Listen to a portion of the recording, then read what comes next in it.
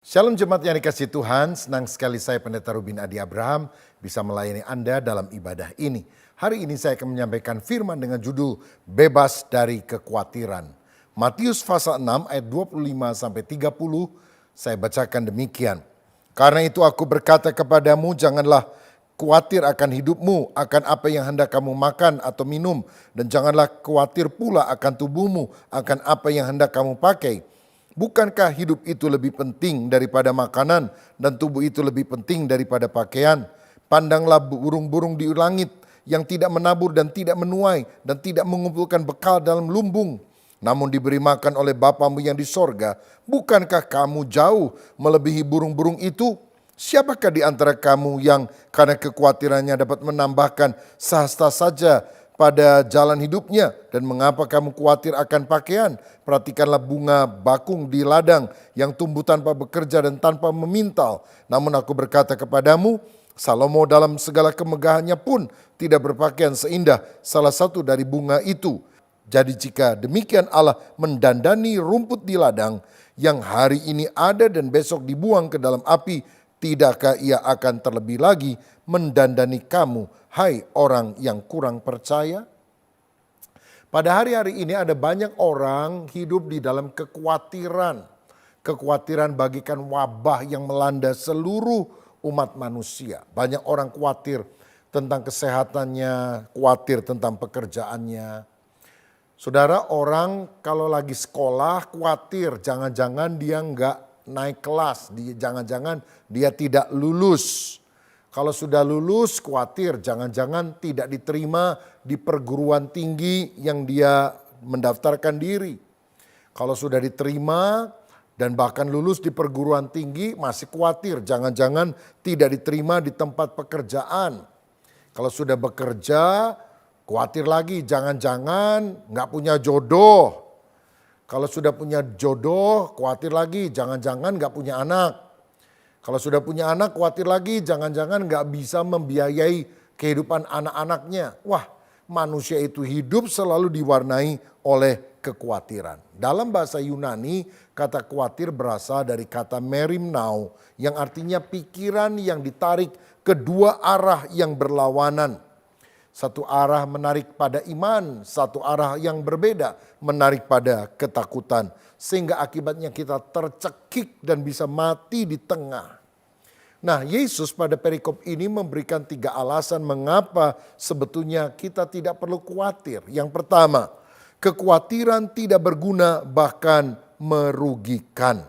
Ayat 27 berkata, siapakah di antara kamu yang karena kekhawatirannya dapat menambahkan sehasta saja pada jalan hidupnya? Orang khawatir itu nggak ada hasilnya. Bukannya memperpanjang umur, tapi justru memperpendek umur. Tahukah saudara 60% orang yang terbaring di rumah sakit, terutama di Amerika Serikat, menderita psikosomatis. Tubuhnya sakit karena jiwanya yang tegang, jiwanya yang gelisah. Makanya orang akan lebih cepat mati, pendek umurnya kalau dia selalu khawatir dan gelisah. Orang yang khawatir, takut, gelisah bisa sakit mah, sakit jantung, darah tinggi. Saudara, karena kekhawatiran itu menggerogoti jiwa, bahkan tubuh manusia. Kekhawatiran sama sekali tidak berguna. Saudara, misalnya begini, kalau saudara bikin pesta yang datang banyak, lalu kita khawatir jangan-jangan makanan gak cukup. Apakah karena khawatir maka mie-nya tambah panjang, lalu kerupuknya tambah mekar? Kan tidak. Daripada khawatir lebih baik saudara berdoa. Doa itu lebih berguna. Doanya gimana? Ya Tuhan, lihatlah persediaan makanan terbatas tapi yang datang sangat banyak. Tolonglah supaya yang makan tidak rakus-rakus, supaya makanannya cukup. Nah, dengan demikian saudara, kita tidak lagi hidup di dalam kekhawatiran. Atau sebaliknya, kita mengundang orang banyak yang datang sedikit, kita khawatir lagi. Waduh, ini kemana makanan akan dibagi-bagi? Kan percuma sebetulnya, karena kita tidak bisa mengubah keadaan karena kekhawatiran tersebut. Tahukah saudara bahwa secara medis orang yang lebih optimis, tidak khawatir, itu punya potensi untuk hidup lebih panjang umur daripada orang yang pesimis. Orang yang suka tertawa, tersenyum, itu lebih sehat daripada orang yang cemberut. Karena Amsal 17 ayat 22 berkata, hati yang gembira adalah obat yang manjur, tapi semangat yang patah mengeringkan tulang. Tahukah saudara bahwa para ahli ilmu jiwa mengatakan 92% dari kekhawatiran kita tidak pernah terjadi. Sehingga kita akan membuang waktu kalau kita hidup dalam kekhawatiran. Saya ingat satu kali ada seorang nenek-nenek pasang undian berhadiah lalu dapat hadiah utama 1 miliar saudara.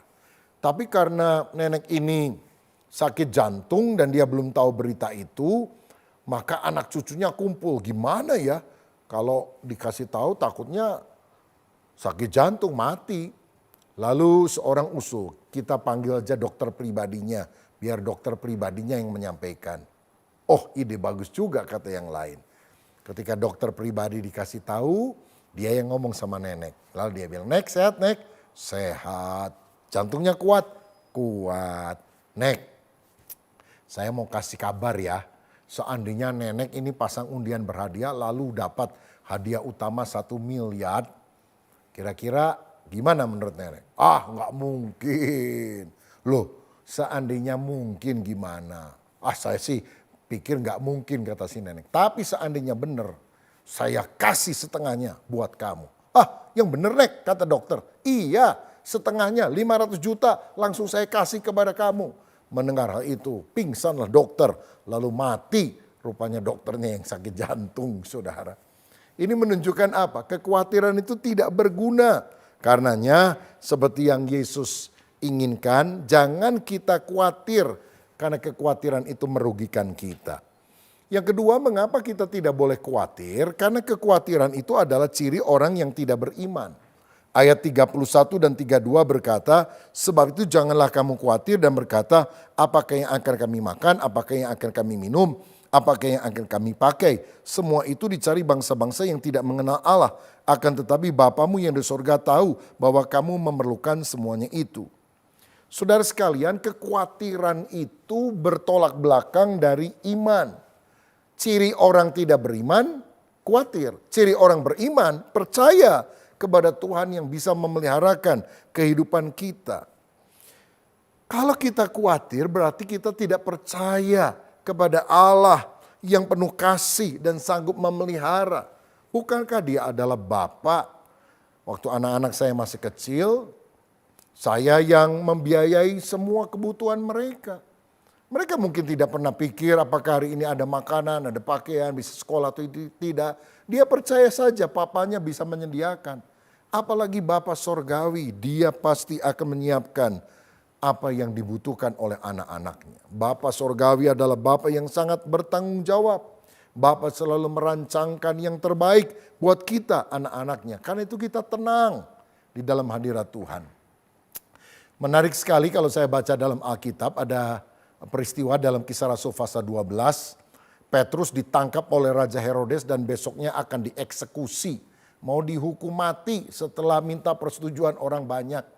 Tapi apa yang dilakukan oleh Petrus ketika itu menjadi malam terakhir bagi hidupnya? Apakah dia gelisah? Waduh, ketakutan. Kisah 12 ayat 6 berkata, pada malam sebelum Herodes hendak menghadapkannya kepada orang banyak, Petrus tidur di antara dua prajurit, terbelenggu dengan dua rantai. Selain itu prajurit-prajurit pengawal sedang berkawal di muka pintu. Petrus tidur, saudara. Kalau saudara tahu besok engkau mati bisa tidur nggak malam ini? Kok Petrus bisa tidur? Dia percaya hidup mati ada di tangan Tuhan. Apalagi Tuhan pernah ngomong dalam Yohanes 21. Waktu kamu muda kamu bisa mengikat pinggangmu pergi kemana saja kamu mau. Tapi kalau kamu sudah tua orang akan mengikat tanganmu. Jadi Tuhan menyatakan bahwa Petrus akan mati. Tapi mati kapan? Waktu tua. Mungkin dia doa dulu sebelum tidur. Tuhan, saya kan masih muda. Saya belum tua. Jadi saya yakin saya besok belum mati. Saya percaya perkataan Tuhan. Jadi rileks, tidur. Pada masa kini ada banyak orang tidak bisa tidur malah. Gelisah, takut, khawatir dalam hidup ini. Ada seorang datang kepada dokter dan bilang, dokter kenapa saya nggak bisa tidur ya? Bisa kasih obat tidur nggak? Bisa. Tapi saya pakai terapi yang lain dulu ya, yang lebih alamiah. Coba kamu pulang ke rumah, lalu kamu pejamkan mata, pusatkan perhatian pada satu titik, lalu hitung pelan-pelan 1 sampai 10. Saya yakin sebelum sampai 10 kamu sudah tidur.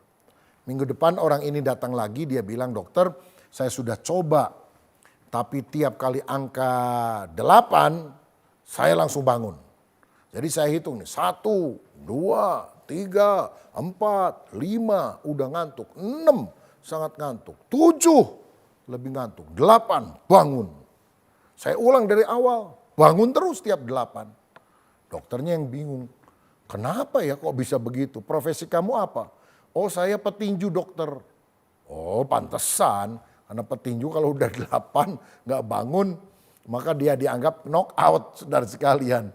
Nah berapa banyak orang khawatir dan takut dalam kehidupan ini. Saya mau katakan kalau engkau menghadapi tantangan, begini rumusnya.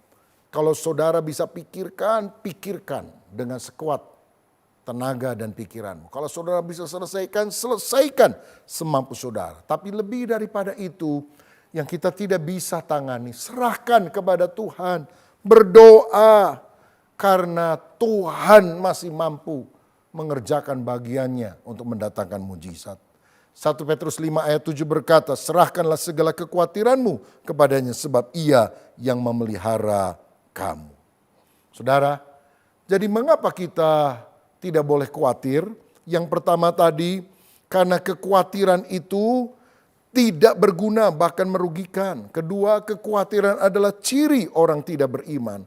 Yang ketiga, kenapa kita tidak boleh khawatir? Karena Allah tidak ingin kita khawatir. Ayat 25 tadi berkata, karena itu aku berkata kepadamu, janganlah khawatir akan hidupmu, akan apa yang hendak kamu makan atau minum. Janganlah khawatir pula akan tubuhmu, akan apa yang hendak kamu pakai. Bukankah hidup itu lebih penting daripada makanan dan tubuh itu lebih penting daripada pakaian? Saudara, mengapa kita tidak boleh khawatir? Tuhan tidak mau saudara khawatir. Karena apa? Karena Allah yang memberi saudara hidup pasti akan memberikan kepada saudara hal-hal lain untuk menunjang kehidupan tersebut. Allah yang memberi hidup pasti akan memberi makanan, memberi pakaian, memberi rumah untuk kita bisa mempertahankan kehidupan itu sendiri. Lagi pula Roma 8 ayat 32 berkata, Ia Allah yang tidak menyayangkan anaknya sendiri, tetapi yang menyerahkannya bagi kita semua, bagaimanakah mungkin ia tidak mengaruniakan segala sesuatu kepada kita bersama-sama dengan dia. Artinya, Bapa rela mengorbankan Yesus untuk mati di salib untuk menyelamatkan kita. Mati aja rela, masa memberkati saudara, mencukupkan kebutuhan saudara. Dia tidak rela, pasti dia akan rela. Saudara, jangan kamu khawatir kata firman. Karena hidup itu lebih berharga dari makanan, lebih berharga dari pakaian. Ayat 26, Tuhan Yesus memberikan perbandingan. Lihat burung di udara, tidak menanam, tidak menyiram. Tapi Tuhan pelihara. Kita kan bukan burung, kita manusia yang lebih berharga daripada burung itu. Pernah lihat burung stres? Karena khawatir besok gak makan, gak ada burung yang stres. Kenapa saudara stres? Ayat 29-30 diberi perbandingan tentang bunga di ladang yang indah mekar tapi besok layu. Pada Salomo dalam kemegahannya tidak menggunakan pakaian seindah bunga itu yang hari ini mekar besok layu. Jadi hidup kita ini yang lebih panjang umurnya daripada bunga, lebih berharga daripada bunga, pasti dipelihara oleh Tuhan. Saudara ingat, kita ini biji matanya Tuhan. Tuhan pasti akan proteksi. Sehelai rambut di atas kepala kita tidak akan jatuh kalau tidak dikehendaki oleh Tuhan. Nah, karena hidup ini berharga, jangan gunakan hidup hanya untuk hal-hal yang sifatnya duniawi, untuk kini dan di sini. Hanya untuk cari makan, cari pakaian. Tapi mari kita hidup untuk Tuhan. Karena ada kehidupan kekal yang Tuhan akan berikan. Hidup untuk menjadi berkat bagi sesama. Itulah kehidupan yang luhur, agung, dan mulia. Tuhan akan mencukupkan segala kebutuhan kita. Saya pernah bangun rumah, saudara. Aduh, kalau lagi bangun rumah rasanya uang itu cepat sekali mengalir keluar seperti air. Saya juga bingung dari mana uangnya. Tapi dia Yehova Jireh, ada saja. Pada waktunya Tuhan siapkan. Ya saudara sekalian, Saya pernah bangun gereja, waduh besar sekali biaya, kita juga bingung dari mana dananya. Pas waktunya mesti bayar, tanggal-tanggal mepet, ada saja. Bahkan kadang orang yang nggak tahu siapa itu yang mentransfer uang ke rekening gereja. Oh, dia Tuhan yang selalu memperhatikan kita. Nah, karena itu bagaimana caranya kita mengalahkan kekhawatiran? Ada dua hal yang dijelaskan dalam perikop ini. Yang pertama, hiduplah pada hari ini. Matius 6 ayat 34, sebab itu janganlah kamu khawatir akan hari besok, karena hari besok mempunyai kesusahannya sendiri, kesusahan sehari cukuplah untuk sehari. Saudara, Tuhan mengajar untuk kita tidak khawatir akan hari esok, tapi gunakan hari ini. Berapa banyak orang gelisah tidak bahagia karena dihantui kegagalan masa lalu dan kekhawatiran untuk hal yang akan datang. Padahal seharusnya kita menggunakan hari ini dengan bijaksana. Besok bukan punya kita. Anugerah yang Tuhan berikan kepada kita adalah today. Gunakan hari ini. Yang penting hari ini, urus hari ini. Kerjakan sesuatu yang berarti hari ini. Ibrani 4 ayat 7 berkata pada hari ini, jika engkau mendengar suara Tuhan, jangan keraskan hatimu. Ada ungkapan yang berkata, don't put off till tomorrow what you can do today. Jangan tunda sampai besok apa yang saudara bisa lakukan hari ini. Karena jalan yang bernama besok akan membawa saudara ke sebuah kota yang bernama tidak pernah. Jadi jangan suka menunda-nunda. Kalau saudara ingin mengasihi Tuhan dan sesama hari ini. Kalau saudara mau bekerja dengan rajin hari ini. Kalau saudara berdosa dan ingin bertobat jangan bilang besok, hari ini. Saya ingat satu kali ada orang bikin warung ya ceritanya. Lalu dia pasang pelang gede-gede. Hari ini bayar, besok gratis. Ada orang mau beli, wah hari ini bayar, besok gratis. Ah udah besok aja dah. Lalu besoknya dia datang, saudara makan. Dan setelah selesai dia langsung mau keluar. Ditagih sama yang punya restoran. Lalu dia bilang, saya kemarin lihat hari ini bayar besok gratis. Kan sekarang saya datang nih, udah besoknya. Lihat lagi, tulisannya masih tetap sama. Hari ini bayar, besok gratis. Saudara sekalian, artinya hari itu ya orang itu mesti bayar. Karena besok itu bukan punya kita. Hari inilah yang kita harus gunakan dengan sebaik-baiknya. Hiduplah pada hari ini. One day at a time ya. Pokoknya selesaikan masalah hari ini. Kalau belum selesai udah tidur, besok kita kerjakan lagi. Yang kedua, bagaimana supaya kita lepas dari kekhawatiran? Hiduplah bagi kerajaan Allah. Ayat 33, tetapi carilah dahulu kerajaan Allah dan kebenarannya, maka semuanya itu akan ditambahkan kepadamu. Utamakan Tuhan, cari dulu kerajaan Allah, jadikan Yesus sebagai Raja, hidup di dalam kebenaran. Yang lain kebutuhan sandang, pangan, papan, nanti Tuhan akan siapkan bagi saudara. Senada dengan itu Kolose 3 ayat 1 dan 2 juga berkata, karena itu kalau kamu dibangkitkan bersama dengan Kristus, carilah perkara yang di atas, di mana Kristus ada, duduk di sebelah kanan Allah. Pikirkanlah perkara yang di atas, bukan yang di bumi. Jangan hanya memikirkan hal-hal yang fana dan sementara, tapi hal-hal yang kekal dan abadi, perkara-perkara di atas, perkara ilahi. Saudara, pikirkanlah pekerjaan Tuhan dan Tuhan akan memikirkan pekerjaan saudara. Pikirkanlah rumah Tuhan dan Tuhan akan memikirkan rumah tangga saudara. Hidup bagi Tuhan, utamakan Dia. Kalau saudara melayani Tuhan, mengutamakan Tuhan, Allah tidak pernah berhutang.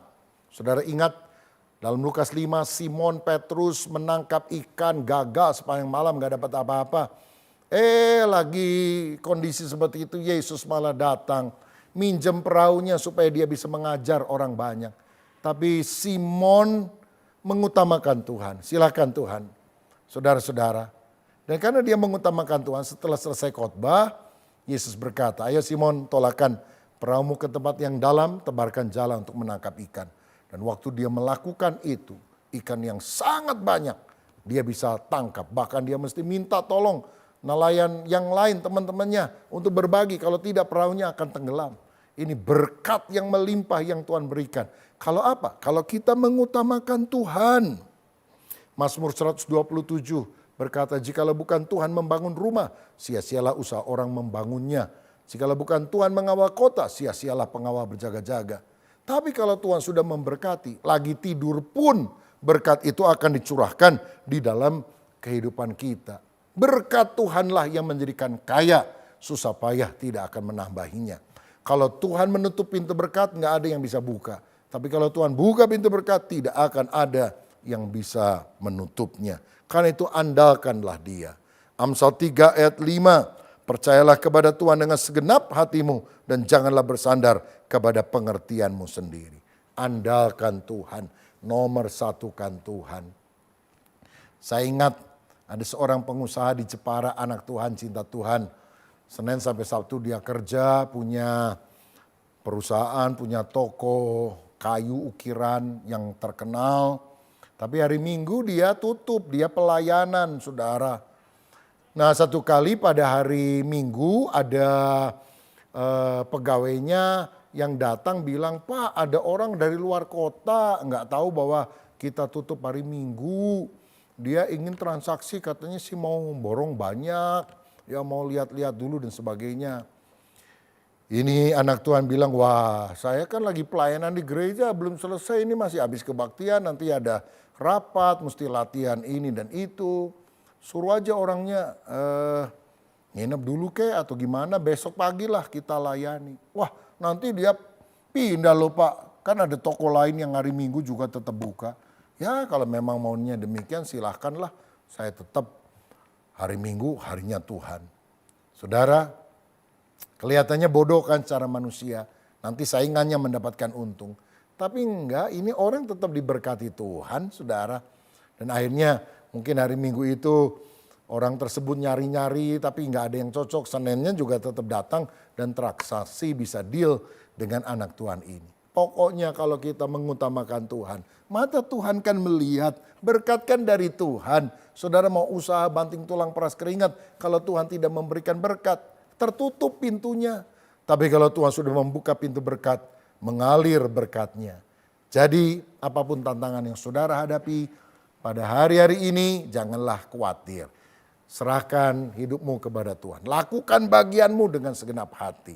Seperti Agustinus pernah berkata, bekerjalah seakan-akan segalanya bergantung kepada Anda. Tapi berdoalah seakan-akan segalanya bergantung kepada Allah. Saudara harus berdoa, minta berkat Tuhan. Tapi saudara juga harus melakukan bagianmu. Bekerja dengan rajin. Dan selebihnya, biarlah Tuhan akan memberkati kita. Jangan kita khawatir, tapi mari kita percaya kepada Bapa yang memelihara kita. Tuhan Yesus memberkati. Mari kita berdoa bersama-sama. Kalau ada di antara saudara yang hari ini sedang ada dalam pergumulan, saya mau berdoa supaya Tuhan memberikan jamahan kepada saudara. Bapa Surgawi, hamba berdoa untuk setiap anak-anakmu yang hari ini datang dengan pergumulan dan beban, apapun yang menjadi masalah dan kekhawatiran kami. Kami berdoa dalam nama Yesus, berikan kami keteduhan hati, karena kami tahu Tuhan melihat, Tuhan duduk di atas tahta, dan Tuhan mengatur semuanya. Dan biarlah kami percaya bahwa Engkau Allah yang selalu memperhatikan dan memberikan kemenangan kepada kami. Biar kami hidup pada hari ini, biar kami hidup untuk kemuliaan Tuhan, menomorsatukan Tuhan. Dalam nama Yesus kami berdoa dan mengucap syukur. Haleluya. Amin. Tuhan Yesus memberkati.